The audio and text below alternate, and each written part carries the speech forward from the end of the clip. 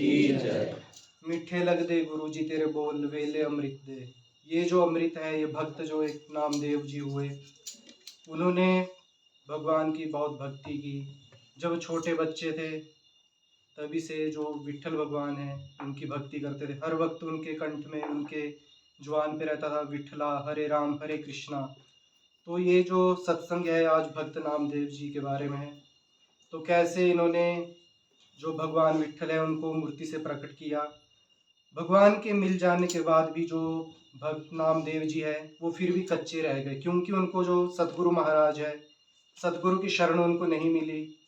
तो संतों ने भी उनको कहा कि आपने भले ही भगवान को पा लिया है, और जब तक आपको सतगुरु महाराज पूर्ण गुरु नहीं मिलते तब तक आप कच्चे ही रहेंगे। तो जन्मांतर में नामदेव जी ने बहुत भजन किया था। तो बाल्यावस्था से भगवान के नाम रूप में उनकी बड़ी आसक्ति थी। नामदेव जी का नाम पर अटल विश्वास था।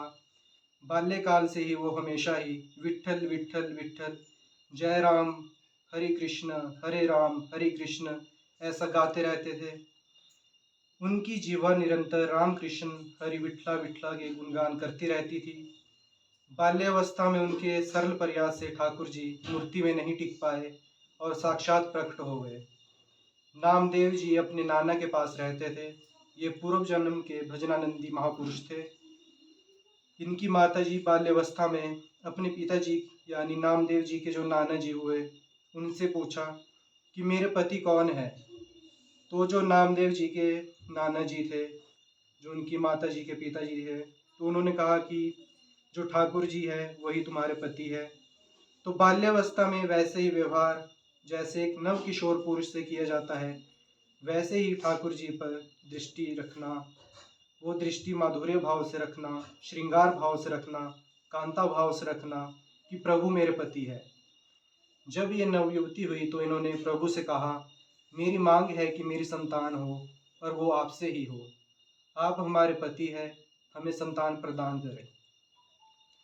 अनंत ब्रह्मांड जिनके संकल्प से प्रकट हुए, उन्हीं भगवान के संकल्प से नामदेव जी महाराज की गर्भ में वो आ गए। जब गर्भ बढ़ने लगा तो आपस में चर्चा होने लगी, देखो सियानी लड़की का विवाह होने के कारण यही दुर्गति होती है। ये चर्चा नामदेव जी के नाना जी के कान में पड़ी। अभी नामदेव जी गर्भ में ही थे। उन्होंने बेटी को बुलाया और कहा, ऐसा तो हम कभी नहीं सोच सकते थे कि हम इतने महाभागवत ठाकुर जी की सेवा परायण, बचपन से ही तुम्हें धर्म की शिक्षा दी, तुम गर्भ कैसे धारण कर सकती हो, और कौन है तुम्हारा पति। उन्होंने कहा, पिताजी आप नाराज ना हो, जिनको आपने पति बनाया है यह तुम्हारे पति है। उनके सिवा आज तक मैंने किसी को देखा भी नहीं, किसी को छुआ भी नहीं। ये गर्भ में भगवान को साक्षी करके कहती हूँ कि भगवान का ही है, इन्हीं का दिया हुआ है। तो जो नामदेव जी के नाना जी थे वे बड़े प्रसन्न हुए और बोले, मुझे किसी की परवाह नहीं कि कौन क्या करता है क्या कहता है। तो नामदेव जी उसके बाद गर्भ से प्रकट हुए। बचपन से ही विट्ठला विट्ठला हरे कृष्ण हरे राम का नामदेव जी हर हर वक्त इनकी जीवा पे इनका नाम होता था। जब नामदेव जी जैसे जैसे होश में आने लगे, थोड़े बड़े होने लगे, तो नाना जी को ठाकुर जी की सेवा करते देखते उनके मन में भी आता कि नाना जी मैं भी भोग लगाऊं, नाना जी मैं भी ठाकुर जी का स्नान कराऊं। तब उन्होंने कहा, जब हम किसी कार्य से बाहर जाएंगे तब तुम्हें सेवा दे देंगे, अभी तुम बहुत छोटे हो। थोड़ी देर में फिर नामदेव जी आ जाते और नाना जी से कहते, देखो नाना जी मैं बड़ा हो गया। बोले, एक दिन में बड़ा थोड़ी हो जाता। उनके नाना जी कहते हैं, अभी थोड़ा और समय लगेगा। दूसरे दिन अब नाना जी बड़ा हो गया हूँ। हर रोज अपने नाना जी को बोलते कि अब मैं बड़ा हो गया हूँ। अगर अभी नाना जी उनको बोलते कि यहाँ से चला जा, तो 5 मिनट बाद फिर आके बोलते कि नाना जी अब मैं बड़ा हो गया हूँ। तो बोले, ठीक है, तुम सेवा के लायक बड़े हो गए हो, लेकिन हम जाएंगे तभी तुम्हें सेवा मिलेगी। तीसरे दिन नाना जी जब कहीं जा रहे थे तो नामदेव जी पूछने लग रहे थे कि नाना जी आप कब जा रहे हो, कहीं तो जाइए। नाना जी ठाकुर सेवा के लिए निमित्त कुछ सामान लाने के लिए जाना था। तो कहा, देखो बचपना मत करना, हमारे ठाकुर जी भूखे ना रह जाए। मतलब जो नामदेव जी है उनको सेवा मिल गई। तो उनको सेवा मिली थी कि उनको दूध पिलाना है, भोग लगाना है, भोग सामग्री उनको खिलानी है। भगवान को भाव से ही भोग लगाया जाता है, क्योंकि भगवान भूखे थोड़ी है। जो समस्त संसार को भोजन दे सकते हैं वो भूखे थोड़ी है, वे तो भक्त के भाव के भूखे हैं। हमें भी स्वयं भोजन करने से पूर्व सद्गुरु महाराज जी को पहले भोग लगाना चाहिए। भोग लगाने से वह भोजन अमृत बन जाता है, और जो उस भोजन को ग्रहण करता है उसके अंतर में भी सद्गुरु भक्ति प्रेम को प्रकट कर देते हैं। नाना जी गए तो छोटे से नामदेव जी नाचने लगे कि मुझे आज ठाकुर सेवा मिली है। जैसे नाना जी भोग पधराते थे, मतलब जैसे नामदेव जी नाना जी को जाते हुए देखते थे तो वो ठाकुर जी को भोग लगाने चले गए। इसके बाद वो पर्दा लगाकर जैसे भोग लगाते हैं तो नामदेव जी वो देख नहीं पाते थे कि भोग कैसे नाना जी लगाते हैं। जब नामदेव जी पर्दे के अंदर गए, अब भोग सामग्री में जैसे जल फीरा, जल रखना, भोग लगाना इत्यादि सब होता था। नाना जी ने कहा कि मेरे ठाकुर जी भूखे न रह जाए। अगर ये भूखे रह गए तो नाना जी से ये बता देंगे कि आज तो मैं भूखा ही हूँ। तो जो नामदेव जी है उन्होंने ठाकुर जी से कहा कि ठाकुर जी भोग पा लो। वहाँ तो ठाकुर जी भोग पा ही नहीं रहे थे और वो भाव से भोग लगाते थे। नामदेव जी को सबसे बड़ी पीड़ा यह थी कि नाना जी ठाकुर जी को कह देंगे कि मैं भूखा हूँ, नामदेव ने मुझे भोग ही नहीं लगाया और हमें सेवा भी नहीं मिलेगी। नामदेव जी ने बार बार प्रार्थना की। जब ठाकुर जी भोग नहीं लगाए तो नामदेव जी ने कहा, देखो ठाकुर जी, अगर भोग नहीं लगाओगे तो मेरे पास ये छुरी है, इससे हम अपना गला काट लेंगे। आपको भोग लगाना ही पड़ेगा, नहीं हमारी सेवा छूट जाएगी। वो सीधे साधे एकदम बचपना था उनमें, बच्चे भी थे एकदम, जैसे बच्चे होते तो उनके अंदर सच्चाई होती है। तो जैसे ही नामदेव जी ने भगवान जी को थोड़ी ये धमकी दी कि मैं अपना गला काट लूँगा, तो भगवान जी मूर्ति से साक्षात प्रकट हो गए। कहा, लाओ भोग। हम रोज वैसे भोग तो वैसे पाते नहीं थे, जैसे नाना जी लगाते थे वैसे ही भोग लगा देते, पा लेते थे। तुम तो जबरदस्ती कर रहे हो, तुम तो पूरी थाल का भोग लगा रहे हो। तो नामदेव जी ठाकुर जी को कहते, नहीं नहीं, पूरी थाल का भोग लगाओ, नहीं तो शिकायत करोगे नाना जी से कि हमें नामदेव जी ने भोग नहीं लगाया है। ठाकुर जी बातचीत कर रहे थे, अपने हाथ से नामदेव जी का दूध पी रहे थे और नामदेव जी ठाकुर जी की सेवा कर रहे थे। तो अत्यंत व्याकुलता और सत्य भाव से ठाकुर जी प्रसन्न हो गए। ठाकुर जी को प्रकट होना पड़ा और दुग्ध पान उन्होंने किया। बड़ी प्रसिद्धि नामदेव जी की, नाम का प्रकाश भगवान विठल उस दिन से रोज उनसे वार्ता करते थे और नामदेव जी को दर्शन देते थे। एक बार काशी आदि तीर्थों की यात्रा करके निवतनाथ, ज्ञानेश्वर, सोपान देव, मुक्ताबाई, नामदेव और गोरा कुमार जी के घर में बड़े बड़े संत बैठे हुए थे। गौरा कुमार भी ऊंची स्थिति के महात्मा थे। तो उनके यहाँ एक थापी पड़ी हुई थी, कुम्हार थे जिससे मटकी को गोल किया जाता था। मुक्ताबाई ने थापी उठाई और गौरा कुम्हार से कहा, चाचा जी ये क्या वस्तु है? गौरा कुम्हार ने कहा, ये थापी है। मुक्ताबाई ने कहा, ये किस काम में आती है? गौरा कुम्हार ने कहा, इससे मिट्टी के घड़े को ठोक ठोक कर देखा जाता है कि घड़ा पक्का हो गया है कि कच्चा ही है। मुक्ताबाई ने कहा, अच्छा, इसे देख के तो पता चलता है, इसे देख के मतलब जैसे ही घड़े के ऊपर इसको पीटते हैं तो उससे पता चलता है घड़ा पक्का है या कच्चा। तो जो उनके चाचा जी थे उन्होंने बोला कि हाँ ऐसा ही है। तो उन्होंने बोला कि मैं भी देखती हूँ, तो मैं भी देखूँ घड़ा पक्का है या कच्चा। तो जो उनके चाचा जी थे उन्होंने समझा कि ये घड़े की बात कर रही है। उन्होंने ज्ञानदेव, सोपान देव, एकनाथ जी, बड़े बड़े जो भक्त बैठे थे उनके सिर पे थापी मारी। कोई कुछ नहीं बोला।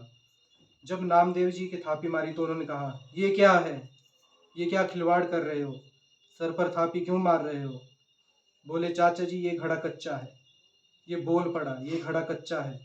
तो सब संत हंस दिए और गौरा कुमार भी हंस दिए और कहा, अच्छी बात है, कच्चे है नामदेव। गौरा कुमार ने जब कहा कि हाँ कच्चा, तो नामदेव जी को बड़ा संकोच लगा, गुस्सा आ गया, एक अपमान जैसा प्रतीत हुआ और वे क्रुद्ध हो गए। उन्होंने कहा, दोबारा थापी हमारे माथे पर मत मार देना। और सब लोगों ने हमें कच्चा क्यों कहा? यह न्यायपूर्ण है। अब आप सभी यहाँ पे संत है, साधु, ऐसा थोड़ी किया जाता है। नामदेव जी ने कहा, गौरा कुम्हार और अन्य साधुओं के मस्तक पर थापी थप थप करके लगे तो किसी ने कुछ नहीं बोला। नामदेव जी को गुस्सा आ गया। गौरा कुम्हार जी ने कहा, यह कच्चा घड़ा पक्का है, मतलब इसमें संशय नहीं। नामदेव जी कच्चे साधु हैं। जब संतों के बीच बीच में उनको ऐसा कहा गया तो उनको बड़ा दुख हुआ।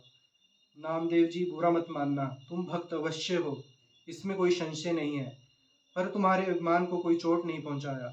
अभी तुम्हारे अभिमान सुरक्षित है, इसलिए तुम अभी कच्चे साधु हो। ठाकुर जी के पास वे एकांत में गए। विट्ठल भगवान से कहा, सब लोग हमको कच्चा कह रहे हैं, मैं कहाँ से कच्चा हूँ? कहते हैं तुम्हारे अंदर अभिमान है। हमने वहाँ सभा में पूछा कि तुम कैसे कह सकते हो कि मैं कच्चा हूँ? जब भगवान हमसे साक्षात बात करते हैं तो कच्चा कैसे? तो उन्होंने कहा, तुम निगुड़ा हो, मतलब तुमने गुरु नहीं बनाया है, तुमने अभी तक कोई गुरु धारण नहीं किया है, इसलिए तुम कच्चे हो। मैं आपसे यह पूछ रहा हूँ कि गुरु का कार्य क्या होता है? आप रोज हमसे बात करते हो तो हमें गुरु की क्या आवश्यकता है? नामदेव जी ने कहा। नामदेव जी अत्यंत दुखी पंढरपुर भगवान श्री विट्ठल जी से ऐसी जब वे प्रार्थना करने लगे कि हे विट्ठल भगवान, कि जो संतों ने निर्णय किया है वो सच्चा ही निर्णय किया है कि तुम अभी भी कच्चे हो। जो विट्ठल भगवान, उन्होंने संत नामदेव जी से कहा। अब और उनके अंदर जलन पैदा होगी। अभी तक तो संत कह रहे थे कि तुम कच्चे हो, अब तो भगवंत भी कह रहे हैं। तो प्रभु बताओ, मैं पक्का कैसे होऊंगा, क्योंकि मैंने आपके सिवा किसी को कुछ नहीं माना। आप ही सब कुछ हमारे हो। देखो, जब तक तुम गुरु को स्वीकार नहीं करोगे तब तक तुम चाहे हमारे गले लगो, हमसे बात करो, हमारे संग खेलो, तो भी तुम कच्चे ही रहोगे। हम तुम्हारे साथ सदैव रहते हैं, किंतु इस पर भी तुम्हें किसी मनुष्य देहधारी पुरुष को गुरु रूप में स्वीकार करके उसके सन्मुख साष्टांग दंडवत होकर उसकी शिक्षा को ग्रहण किए बगैर तुम पक्के साधु नहीं हो सकते, क्योंकि तुम्हारा अहंकार वो त्यों का त्यों सुरक्षित है। जब गुरुदेव के चरणों में साष्टांग लौटोगे, उन्हें प्रणाम करोगे, उनके वचन सुनोगे, तब तुम्हारा अहंकार नष्ट होगा। अब तुम गुरु का वर्णन करो। तो नामदेव जी ने कहा कि प्रभु, मैं कहाँ गुरु खोजूं, किसको गुरु बनाऊं, कहाँ से गुरु को लाऊं? तो विट्ठल भगवान ने कहा, सामने जंगल है, उसमें भगवान शंकर का एक मंदिर है, उसमें विशोभा खेचन नाम का महापुरुष पड़े हुए हैं, उनको गुरु रूप में वर्ण कर लो। नामदेव जी वहाँ चले गए। वहाँ पर जाकर देखते हैं कि बड़ी विचित्र दशा वहाँ पे उन गुरु की है।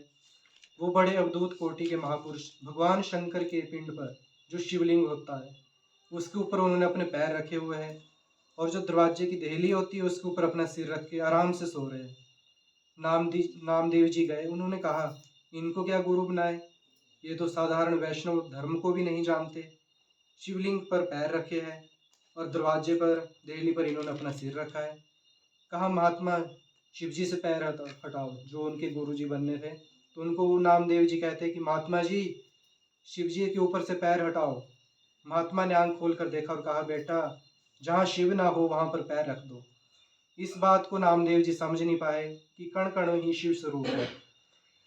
उन्होंने पैर पकड़ा और उनको हटाया। जैसे ही पैर हटाया, जहाँ पे भी पैर किया वहीं पे शिवलिंग प्रकट हो गए। जिधर हटाते उधर ही शिवलिंग प्रकट हो जाते, क्योंकि वे सिद्ध महापुरुष थे। नामदेव जी चरणों में गिर गए। कहा, बेटा, कोई कण ऐसा नहीं जहाँ भगवान ना हो। नामदेव जी के हृदय में ये बात बैठ गई।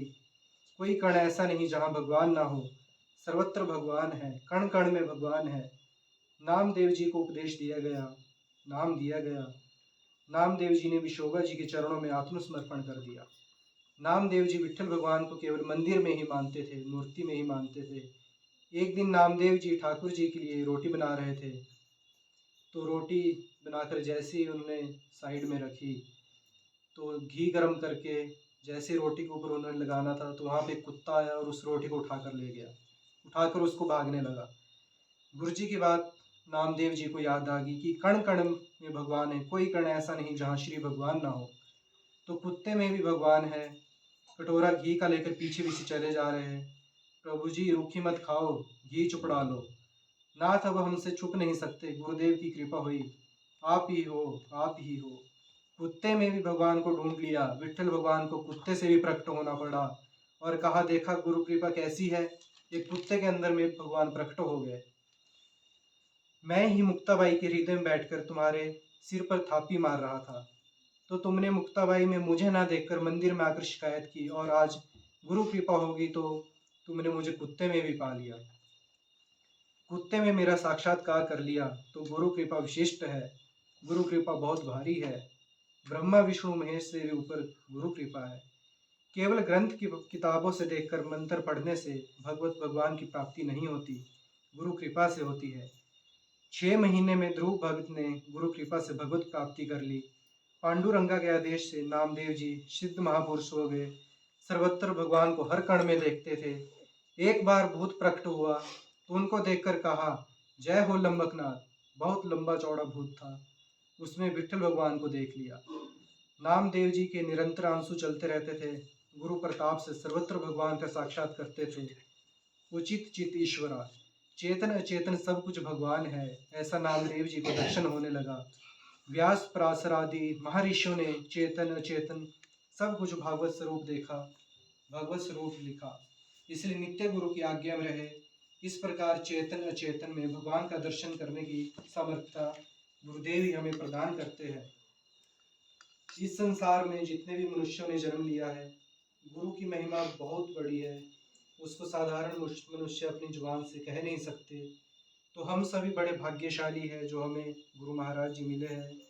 हमको ऐसे गुरु की ज़रूरत है जो आकार रूप धारण करके हमारे सामने हमको उपदेश करे, हमको डांटे, हमको दुलार करे, जिससे हम माया मुक्त हो सके। जिस दिन गुरु दर्शन लाभ हो जाए उस दिन शिष्य को करोड़ों सूर्य ग्रहण में दान देने का फल प्राप्त हो जाता है। हे श्रेष्ठ वर्ण वाली देवी, शिष्य के लिए वो महान चंद्र ग्रहण के समय किया हुआ दान का फल है। जब गुरुदेव से संभाषण कर ले, गुरुदेव से मिल ले, गुरुदेव के दर्शन मात्र से करोड़ों सूर्य ग्रहण में जो दान किया जाता है वो फल प्राप्त होता है। गुरुदेव हमसे बात कर ले, शिष्य उससे ही पाप मुक्त हो जाता है।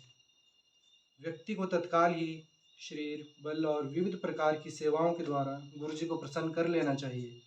वह महान बुद्धिमान पुरुष है जो प्राण धन तन मन अर्पण करके अपने गुरुदेव को प्रसन्न कर ले।